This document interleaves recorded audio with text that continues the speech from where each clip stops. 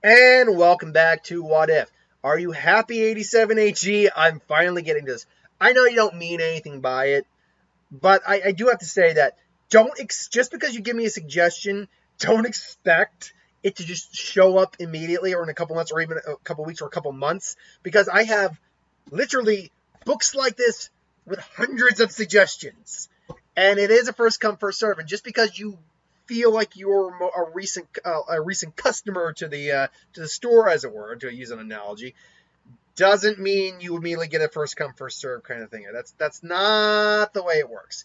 But that said, I thought I could do this as a one shot, and you have been asking for it for a little while, so I felt I would get to it just to get it out of the way. So this is what from 87HG.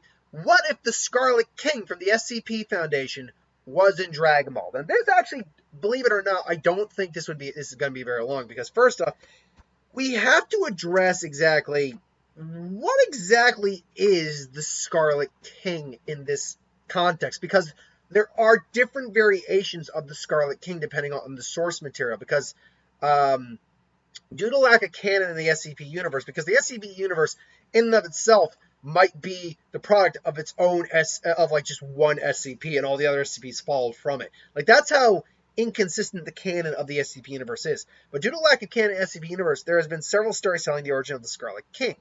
Born within the planting of the Tree of Knowledge, called Karaka at the time, he was the smallest of his siblings. Now, that's assuming that the Tree of Knowledge and that lore exists within the Dragon Ball universe. Seeing as we're inserting him in the Dragon Ball universe, I don't think we can go with that one.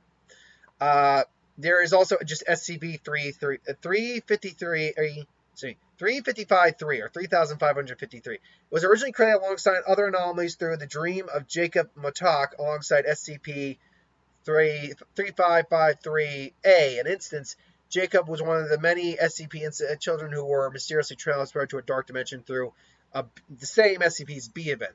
They could use their imagination to affect the world as they were in reality, but they would cease to exist if they stopped imagining or stopped exchanging their memories with each other. Eventually, his children began to fade away. Jacob would use his imagination to merge within the remaining children, with their combined imaginations brought back those faded children and had them absorbed into the mass.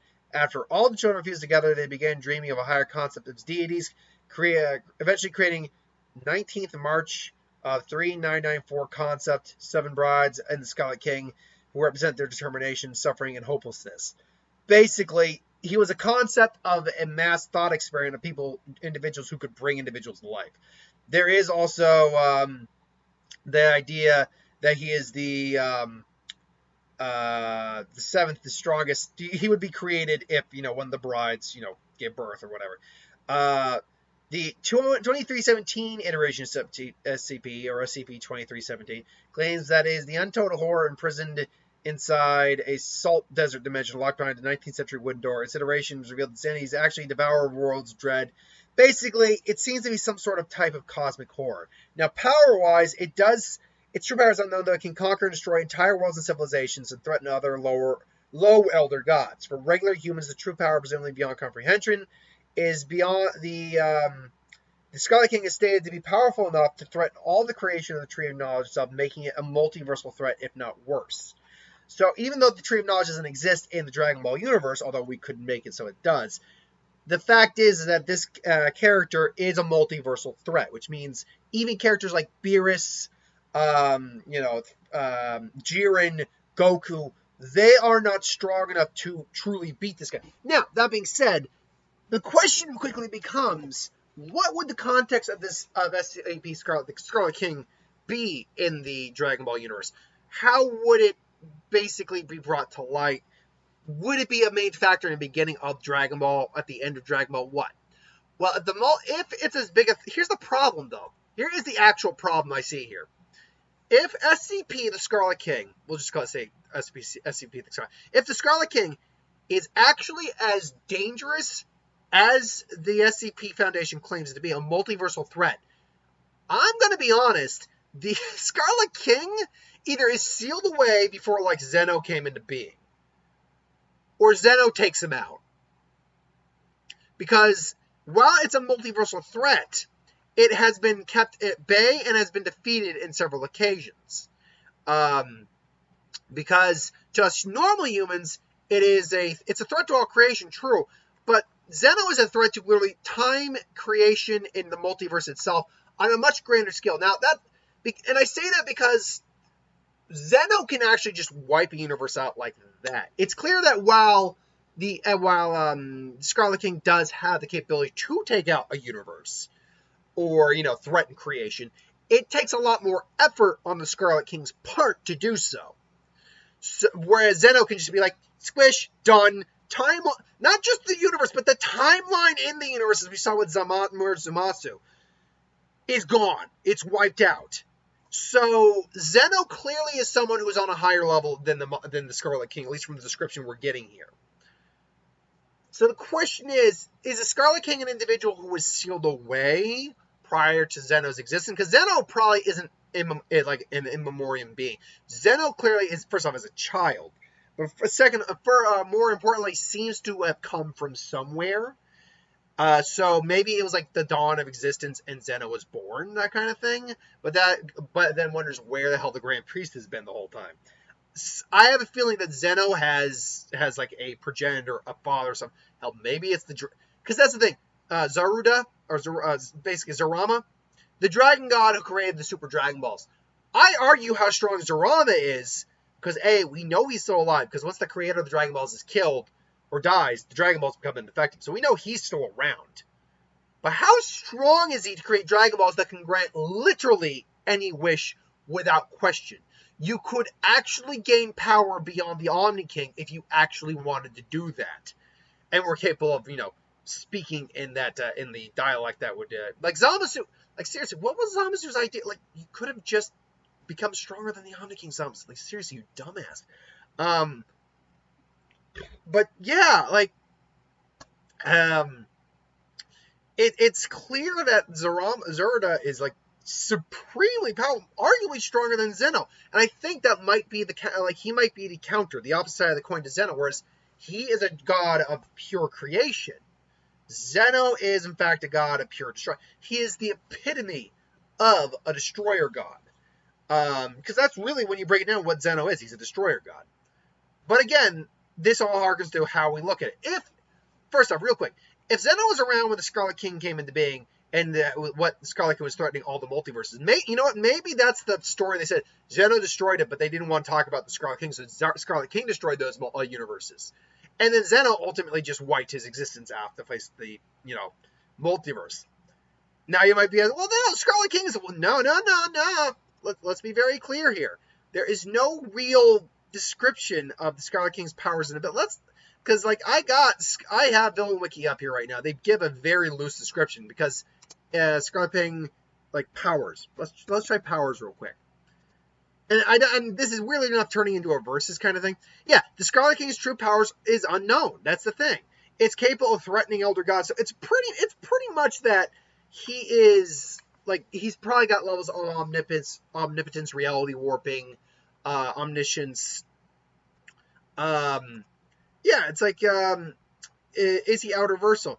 Keywords is approved canon. It's officially approved as canon per, as a Scarlet King is ultra omniversal. What the hell? Okay, whatever. But yeah, we know that the Omni King 2 is also outerversal because he doesn't even exist within any of the universes.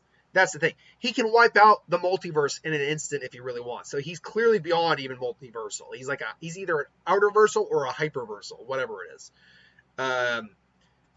It's arguable what the most powerful SCP is. There is only one true SCP. It was zero. I'm sorry. I'm looking at these and it's like SCP-343. Okay, so first off, there's only one true SCP-001, and that's the Gate Guardian. See, that's debatable, though. See, anyone who says that is just speaking out their ass.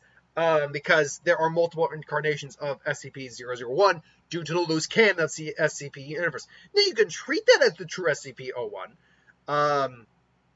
Is the most powerful entity in the SCP-5. The most powerful SCP in Foundation 343 because it's literally God. That's right. There's that guy.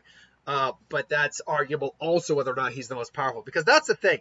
anyone who asks these questions, when you go online, like Google, and you see these like people also ask, those are just other people giving answers. I've seen so many answers that don't make sense to that, so never take this seriously. But yes, if this is prior to Zeno being, or after Zeno being around, then Zeno comes into existence and wipes him out, or seals, or then let me rephrase that. If this is prior,